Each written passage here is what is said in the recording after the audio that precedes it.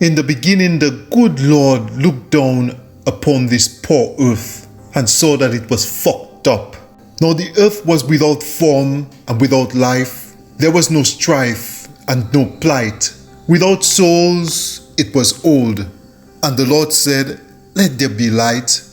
And the sun emerged from behind the clouds, creating what would be recorded as the first sight. The clouds looked down on the earth and saw the waters moved. They gathered together, creating oceans, seas, and lakes to supply fresh water. Great lands came forth. Tiny islands sprang forth, brought about by thousands of volcanoes exploding in every corner of the world, creating lava, creating land.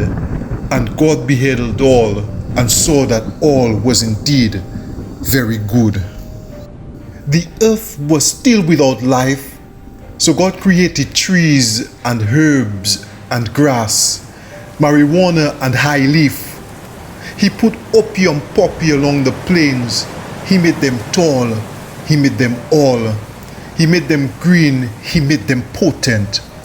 He created the ozone layer so the vegetation of the land would receive the exact dose of sunlight they needed, so that there would be no forest fires and no skin diseases. No sunblocks would be needed.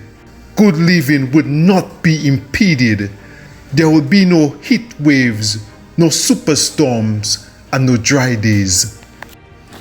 God put Mother Nature in the sky to look after the greenery, to send rain from the sky when the land grew thirsty, to smile down and shine to engender photosynthesis, to see fruits spring forth in a wonderful array of spectacular colors. Mother Nature was selected to hold everything in a perfect balance. God loved it. He absolutely loved it. He loved it all. The trees grew tall and the grass were all green.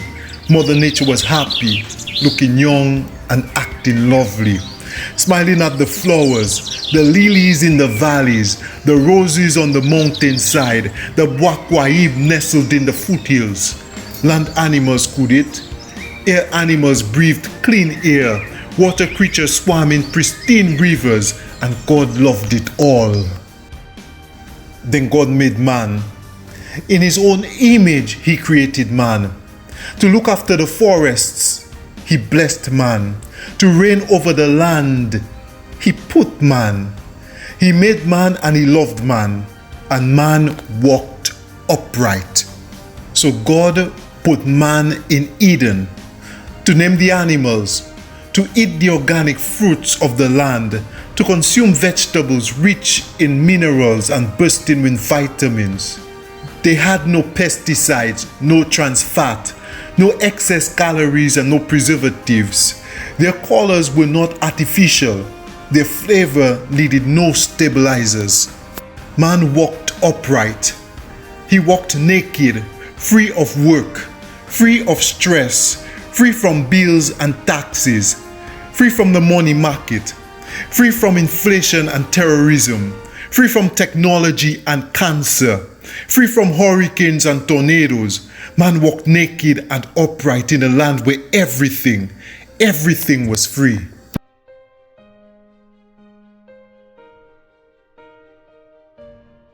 Man loved the animals. He named them.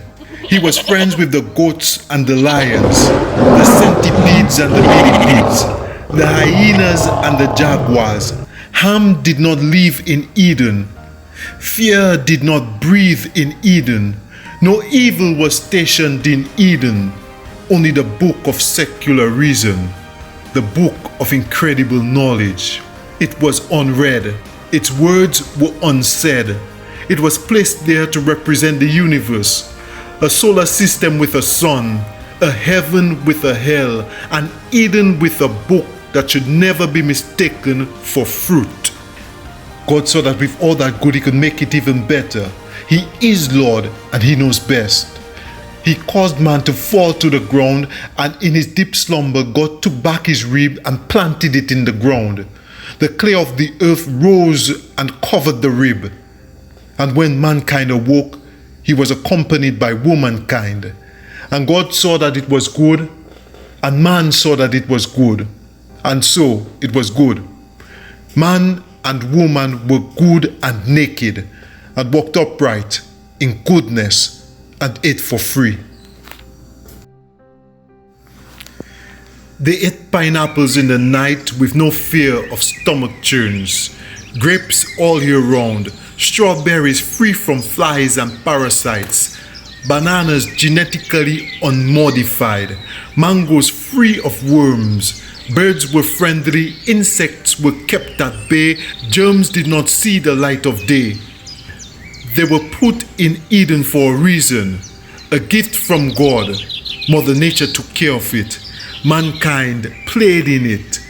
It was good, it was free, and all could eat.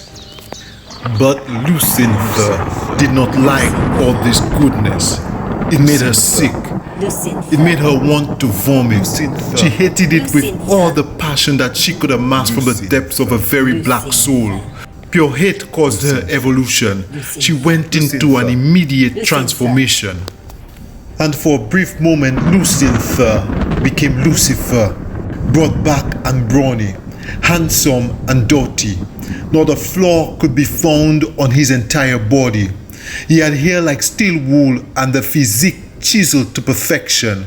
He walked steadfast in his continued insurrection with the sole objective to rectify his dissatisfaction. Lucifer's muscles glistened on the beaming sun and his skin spewed a heavenly glow. He was disgruntled by the show, irked by the flow, and destined to take humankind on a mighty low. Lucifer's chest muscles trembled like mighty waves of the deepest ocean. He moved at a slow pace with impeccable grace. Lucifer was locked in the zone and ready to hear someone moan. The groans would make him shiver. Yes, misery keeps him sane. Lucifer would thrust his venom deep inside the inner world for his seeds to roam. They would take hostages and conquer, and breathe fresh evil onto these plains, creating a world where pain reigns, and the rains of pain will wet and stain the grains of this land, leaving an end product of absolute terror, where hunger and warmongers feast together in a land of the absolute undead. Lucifer shivered with enjoyment as the ripples of his abdomen tensed up and gave way to his generous endowment. Breathing in the air of purity, he walked with a purpose, flexing every muscle of his being to produce maximum effect.